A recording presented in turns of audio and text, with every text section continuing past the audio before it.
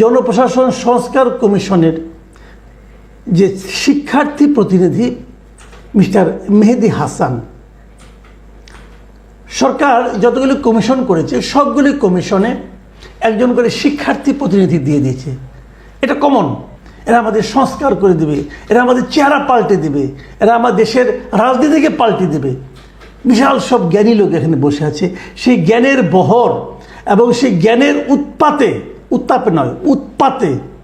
আমরা এখন ক্লান্ত হয়ে যাচ্ছি। যেখানে দেখছিলাম ওখানে হঠাৎ করে দেখলাম এই যে মেহেদী হাসান সাহেব, যিনি এখনও স্টুডেন্ট, লেখাপড়া শেষ করেন নাই, বিশাল জ্ঞান নিয়ে ওখানে বসেছেন। তিনি সাংবাদিকদেরকে বলতেছেন উদ্দেশ্য করে, কি বলতেছেন? যখন আপনারা কথা বলতেছেন জনপ্রশাসন মন্ত্রণালয় সংস্কার কমিশন, তখন আপনাদের জনপ্রশাসন সম্পর্কে যে কিছু বেসিক বিষয় একটু চিন্তা ভাবনা করে একটু পড়াশোনা করে আসার দরকার ছিল। সেই জায়গা থেকে আপনারা একটু ঘাটতি দেখা গেছে। তিনি বলেছেন, যখন আপনারা কথা বলতেছেন জনপ্রশাসন সংস্কার কমিশন, তখন আপনাদের জনপ্রশাসন সম্পর্কে কিছু বেসিক বিষয় একটু চিন্তা ভাবনা করে পড়াশোনা করে আসার দরকার ছিল।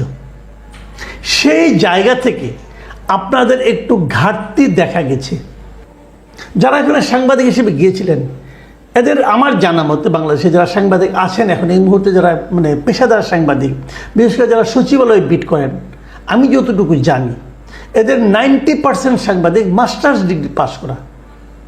তারা বিশ্ববিদ্যালয় থেকে সর্বোচ্চ ডিগ্রি নিয়েই সাংবাদিকতা এসেছেন। তাকে এই ছাত্র বলছে যে একটু লেখাপড়া করে আসতে হবে। লেখাপড়া না করে তারা এখানে গিয়েছে। লেখাপড়া না করলে এরা সচিবালয়ে যায় কীভাবে ভাই?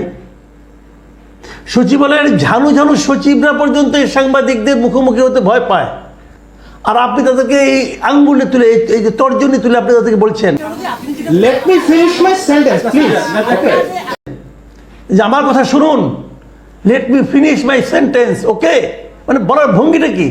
Late me finish my sentence, okay, এইভাবে উনি কথা বলছেন। দেশের গুরুত্বপূর্ণ যে প্রশাসন, গুরুত্বপূর্ণ যে বিষয়গুলো, সেগুলো পরিচালনার দায়িত্ব পড়েছে এই অনভিজ্ঞ আমাদের সন্তান সম শিক্ষার্থীদের হাত। ওরাও মরবে, দেশটাও ডুববে, আমাদেরও মারবে। এদের নিয়ে জড়ো করা হয়েছে বিভিন্ন কমিশনের নামে। এরা করবে সংস্কার, সেই সংস্কারে দেশ পরিবর্তন হবে। আফসোস।